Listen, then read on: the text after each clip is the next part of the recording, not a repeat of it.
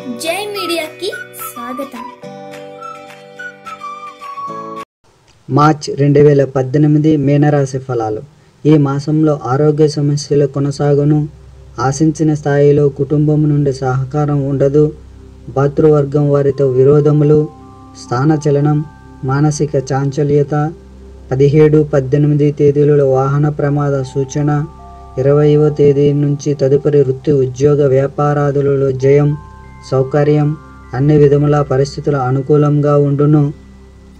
ఈ మాసంలో సంతానం విషయంలో శుభవార్త శ్రవణం, కుటుంబ వృద్ధి, ఆదాయాన్ని పెంచుకునే సంతృప్తి జీవనం, ధన ధాన్యాభివృద్ధి, పురోగమనము, పంట పైరులు కలిసి వచ్చుట, కృషికి తగిన ఫలితము, వృత్తి వ్యాపారాలలో లాభము, ఆనందం.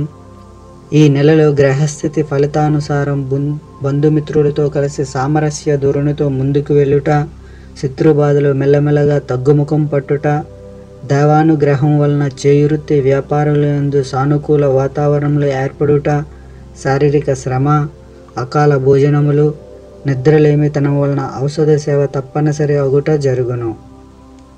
1, 2 తేదీల్లో కొత్త వస్తువు కొంటారు. క్రీడలు, మనోరంజనంతో సమయం గడుస్తుంది. ఈ సమయంలో తరచూ ధనలాభ స్థితి కూడా ఏర్పడుతుంది. 3, 4 తేదీల్లో మీ ప్రతిభను, యోగ్యతను లోకం గుర్తిస్తుంది. ప్రభుత్వ సంబంధ కార్యాల్లో సాఫల్యం లభించే సూచన ఉంది. మీ పనులు నిరాటంకంగా ముందుకు సాగుతాయి.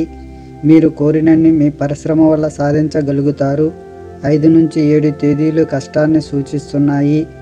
మీ స్వజనులే మీకు నమ్మక ద్రోహం చేస్తారు. సంతానం వైపు నుండి కష్టం, చింత కలుగుతాయి. మీరు నిస్పృహకు లోనవుతారు. కొత్త వ్యాపార పైకం నీళ్ళలాగా ఖర్చవుతుంది. అందుచేత ఇప్పుడు ఏదీ ప్రారంభించకూడదు. అతిథుల ఆగమనం ఒత్తిడి కలిగిస్తుంది. ముఖ్య కార్యాలు సగంలో ఆగిపోతాయి. వ్యర్థంగా సమయం గడిచిపోతుంది.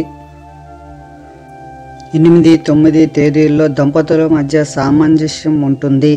పరస్పర కష్టాలు తెలుసుకొను. పరీక్షార్థులకు మంచి కాలం. వారు తమ సందిగ్ధతలను తోసిపుచ్చి సాఫల్యం సాధిస్తారు. కోరిన విద్యాలయంలో ప్రవేశం పొందగలుగుతారు. 10 నుంచి 12 తేదీల్లో మీపై భగవత్ కృప పుష్కలంగా ఉంటుంది. విరోధులపై విజయం సాధిస్తారు. వినిమయానికి యోగం ప్రబలంగా ఉంది. మీ ప్రియజనులకు కానుకలు సమర్పిస్తారు. అన్ని పనులు ఆలోచించి చేస్తారు. 13, 14 తేదీల్లో ఒక ప్రణాళికను చాలా చక్కగా పూర్తి చేస్తారు. రెస్టారెంట్లో విందు ఆరగిస్తారు. 15న నూతన మిత్రులు ఏర్పడతారు. మీరు వారి వల్ల మోసపోవచ్చు. అందుచేత జాగ్రత్తగా ఉండాలి. శారీరకంగా అలసట కలుగుతుంది. 16 నుండి 17వ తేదీ సగం దినం బాగాలేదు. ఉన్నతాధికారి చేవట్లు పెట్టవచ్చు. వివాదాలకు దూరంగా ఉండాలి. ఒకమారు మీ పనిలో తప్పిబ్బు పడతారు. కార్యరంగంలో ఎక్కువ శ్రమించవలసి ఉంటుంది.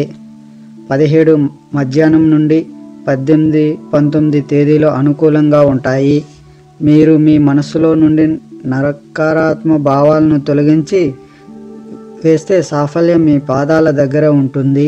మీరు మీ శక్తిని కూడగట్టుకోవాలి. మీరు నెట్వర్కింగ్లో బాగా పనిచేస్తారు. కొన్ని విషయాల్లో నిరాశ కలగవచ్చు.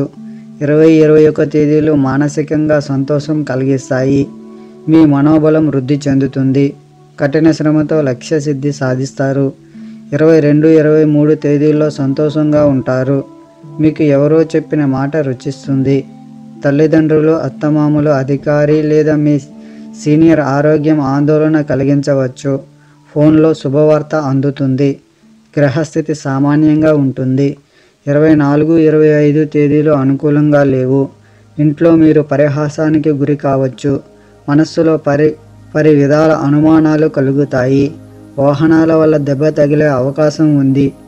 విద్యార్థులు చదువుకు సంబంధించి ఇబ్బంది కలగవచ్చు. మీ ఆశలు ఒట్టిపోవచ్చు.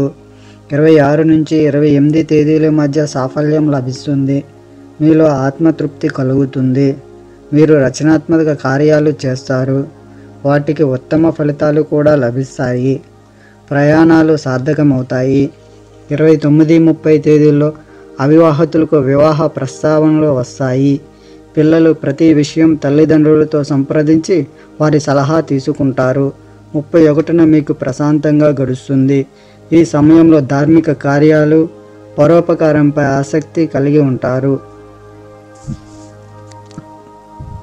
ఈ వీడియోలు మీకు నచ్చినట్లయితే కనుక లైక్ చేయండి, షేర్ చేయండి, కామెంట్ చేయండి. మరిన్ని వీడియోల కోసం సబ్స్క్రైబ్ కూడా చేయండి.